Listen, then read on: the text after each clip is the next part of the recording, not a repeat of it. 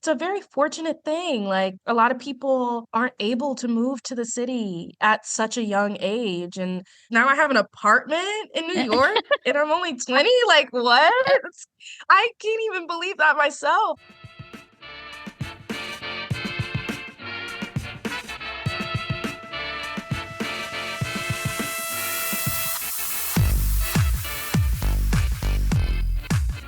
Hi, everyone. Welcome to They Had Fun. I'm Rachel, and I am back with another amazing story about New York City. And up first, we're going to get into my 2 personal New York City recommendations for you to do this week to go out and have some fun. And then we will go ahead and get into my story from my fabulous guests. So let's just get started with my Rachel's Recs. And I'm very excited for these 2 because I had an idea of what I wanted to bring you. And then this week on our Instagram, your request was for something to do on a rainy day. Now, mine was going to be something perfect to do on like a sunshine, beautiful spring day in New York City. And I looked at the weather and we're honestly getting like a little bit of both this week. So choose whichever one you want. Choose your own adventure here. Maybe both of these can work for you. So let's go ahead and get into mine first. Annabelle Basin in Long Island City. I went on Sunday when it was beautiful out. I biked there, which was even better. And once you get there, this is some of the best views of the city. I promise you. On top of that, they have a full bar. So it's a really great experience. This is like a bar, restaurant, outdoor thing right in Long Island City. Now you have to get off at Court Square and you have to walk all the way like 15 minutes to the water if you're not on a bike or taking the bus. But it is totally worth it because once you get there, again, some of the best views, but also it's not crowded. I don't really understand why. Maybe because it's not super convenient to get to. It kind of reminds me, there was this place in Greenpoint that was just like this where you could go and drink on the water and have these views. I think it closed, but it also was always tremendously packed. Not like that at this spot. So if you're looking to do something in the gorgeous weather and go sit outside and be on the water and look at the city, this is the spot for you. It was so good. Maybe a little tiny bit expensive, but you're paying for the view. You know, I had like a Campari Spritz. It was $14. A beer was $8. Not terribly crazy, but you know, whatever. Again, you're going for the view. If you have heard about Annabelle Basin and you haven't been yet, now is your time to go. I'm telling you, it is that good. I think I'll be spending a good amount of time there this spring and summer. Okay, now the second recommendation, your request, something to do on a rainy day. This is in the same sort of area. Now we're heading up to further north Astoria, and this is the Noguchi Foundation. I went back and looked. I don't know how, but this has not been a Rachel's Rec yet. It is one of my favorite places in the city. It is called a foundation because it is dedicated to Osamu Noguchi's work, specializing in a tremendous amount of sculpture. The best thing about this place is even though it is beautiful on a lovely day, it actually happens to be wonderful on like a rainy, overcast day. I've done it myself before. That's because a lot of the work is the sculptural stuff that plays with the elements of indoor, outdoor nature. Like even as you walk into the main room, there's a huge portion of it that is exposed to the elements. So on a day when it's raining, that water is coming in, it's hitting the floor, it's playing off the stone. You can sort of feel it in the room. It's actually really special. And then of course the sculpture garden that they have outside looks beautiful on a rainy day. You can go up into the second floor and stare onto that. I absolutely love this museum. I do not know how it's taken me this long to get it to be a Rachel's Rec, but here we are. Honestly, these 2 aren't terribly far away from each other. You could probably hit both on the same day. If it is raining, I don't know that you want to go to Annabelle Basin, but I will say on Instagram, I did recommend, I'm bringing in a third now, if you do go to Noguchi, you could jump on the bus and then go to Single Cup Brewery after that and do some day drinking while it rains outside. Sounds lovely to me. Okay, so depending on the weather you see this week, if it's nice, Annabelle Basin. If it's raining, Noguchi. Choose your own adventure this week, folks. Okay, those are my recommendations for you. I would like to know I'm sitting here in shorts and I'm very happy about that. It's like 80 degrees today and I'm so excited for summer to be coming our way. It's going to be beautiful. Okay, let's go ahead and get into my guest this week. As we know, we're usually getting these guests one of 2 ways. I'm stalking people on the internet or I'm meeting them at bars. And this one I stalked on the internet. Luckily enough, she responded to me and she said yes. Like many of guests on the show, she has a lot of titles. So we're coming at you with a few of them. She is a fashion obsessive. She is a student right here in New York City. And she also happens to be a journalist. We're going to talk about all of these things. Please welcome to the show, Tammy Frieson. Hi, how are you? I am so good. I'm so absolutely excited to talk to you because I don't actually know if I've ever really told the listeners this, though I tell everyone who comes on the show.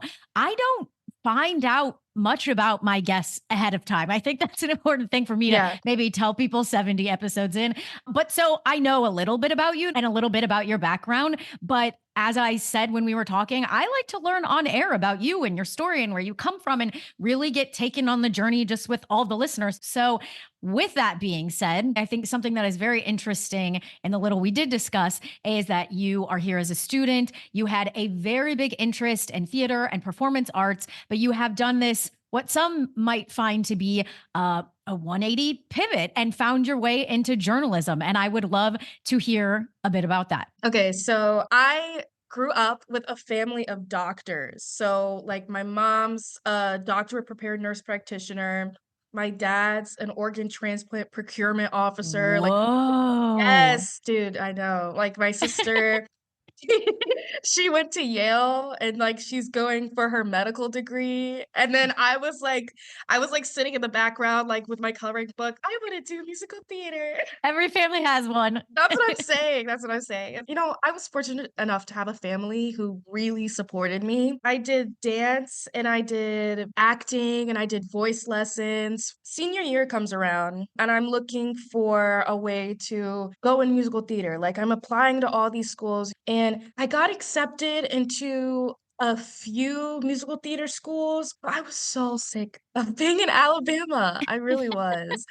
Anyways, I get to Pace. I got through the last auditions for Pace's musical theater program, but then I didn't get in.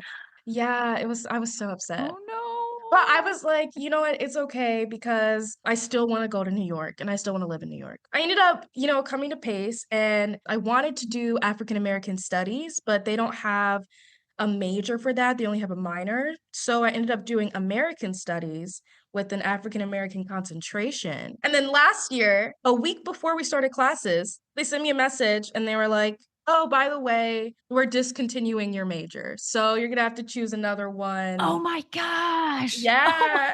my So God. I was like, "What is going on?" I was like, "My path, this is not adding up. Like, what's going on?"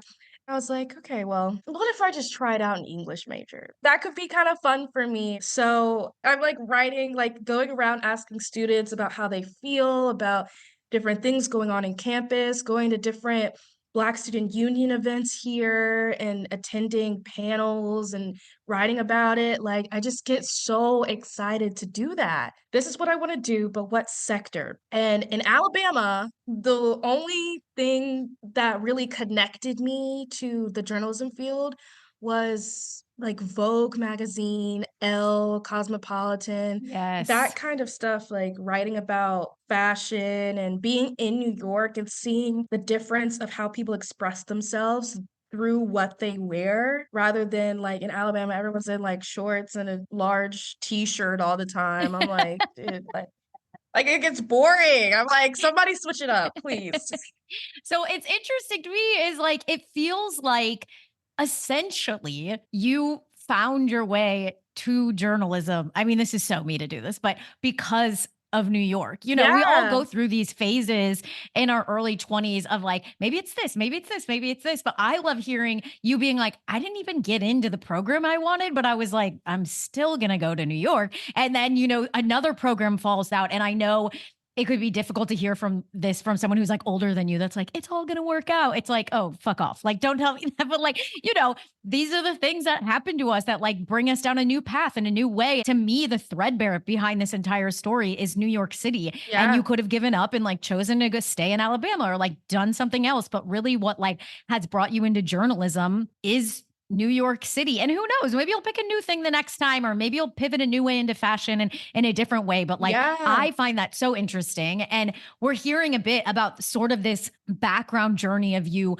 coming to New York. So let's just go ahead and get straight into the usual questions for the show. So, when did you move to New York? I moved to New York when I went to college. Yeah, it was September 2022. It was an adjustment. I'd only been to New York to visit it. Yeah. It wasn't a huge change for me because like my ADHD loves New York because there's always something going on and there's always something for me to focus on and like here in the background it's just I like feel like this is a bumper sticker we need, or like a a sticker we need for They Had Fun. My ADHD loved New York. Yeah. Because it is so true. It's kind of like that thing that I'm always trying to say about like, I needed that too. I've never been diagnosed with ADHD, but something about that personality type of just like, oh, this.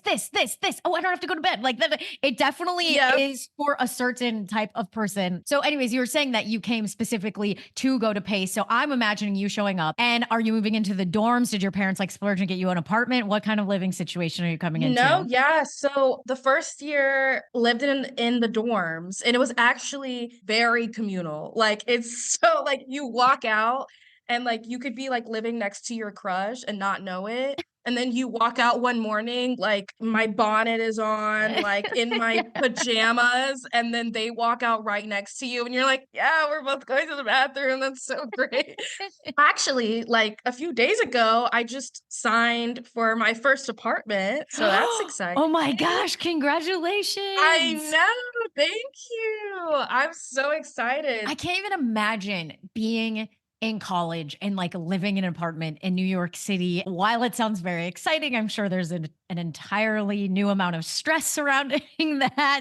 Oh So, yeah. Oh yeah. Because I'm like, wow, like now I have to pay bills and stuff. all grown up. The Yeah. little girl wanted to come to the big city and now she's got her bills. I think it's great that you're getting your own apartment. I mean, you're going to learn so many new life skills. This is exactly why I wanted to do this season is to talk to these people who are still coming and like finding an apartment sucks, but you got one and you're going to learn all of these things from it. Let's get into the why of it all, which obviously you told us a bit about choosing schools, everything, but there's always the like core nugget of why did you move to New York City? Well, to be honest, the true reason is so that I could stay connected to musical theater somehow.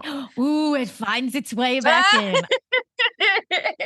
That's the true reason because, like the real thing. And I just take the 2 or the 3, the 4 or the 5, the 6 just to go see a Broadway show. Like it's amazing. Oh my gosh. Okay, And the truth is coming out. I'm actually I sometimes I'm a little too overzealous, but I'm actually thinking about adding a second major so I can be English and film and screen studies so that I can write reviews for Broadway shows and then, See, why the hell not? This is the energy that I'm looking for. mhm. Guess what? I like fashion. I like journalism. I like musical theater. I like film. I like writing. Yeah, you're a Yeah. multifaceted, dimensional person who deserves to be in New York City. This is why you are in this city. It is so difficult. It is so expensive. It is so hard sometimes. Why not do every single one of those things? You should be overzealous and ambitious. And I love hearing this. She's here. She has ideas. She has passion, and there's nothing stopping her. Tammy, I now have to ask you the most important question of the show. And that is, what is the most fun you've ever had in New York City?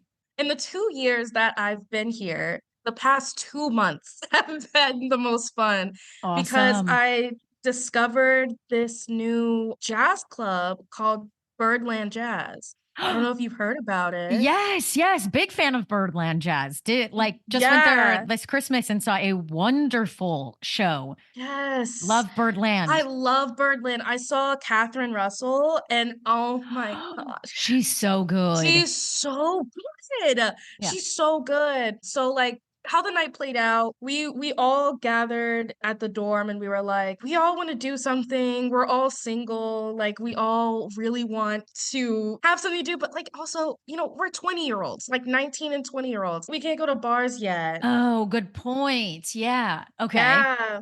And so it's like we're trying to figure out what to do that like we all can get in and we can all actually have fun together. And so we're looking up a bunch of stuff. So we found Birdland, and so we all bought our tickets, we all dressed up really fancy. I gotta imagine those tickets are pretty for a college student. That's gotta be a big chunk of change for out of your budget. Honestly, we splurged because we were like, we're single, let's take ourselves on Yeah, dates. every once in a while you got to do it. Yeah. Okay, so you're getting dressed up, so cute. We all traveled together, we stopped at a donut shop and we all got some donuts.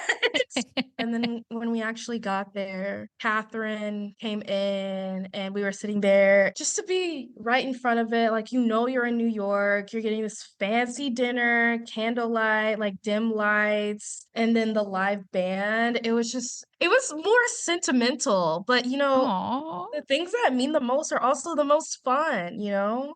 So after we saw her perform, we are like stuffed. Like the food was amazing. I was eating way too much asparagus. It was terrible. Oh, Tammy, you're wild. Not too much asparagus.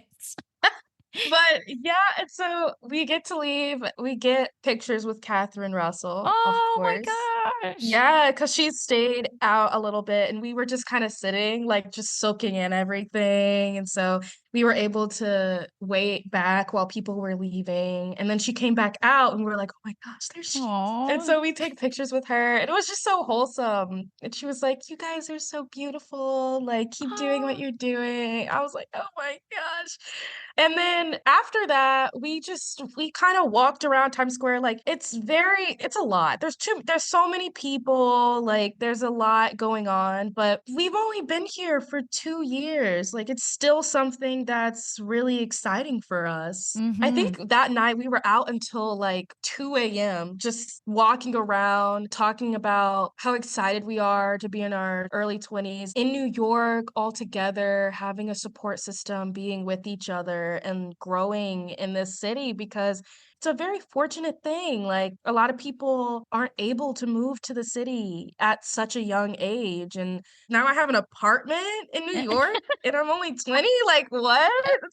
I can't even believe that myself. But we were just talking about all of that and we were just so happy for each other. And that kind of stuff is just so much fun for me because if this is how we feel right now in this moment after seeing a jazz band perform and a beautiful woman up there scatting, just think about what we'll do when, we have jobs and we're able to like look back on these times in college and stuff like that. And actually be able to drink. Yeah, and yeah, that's what I'm saying.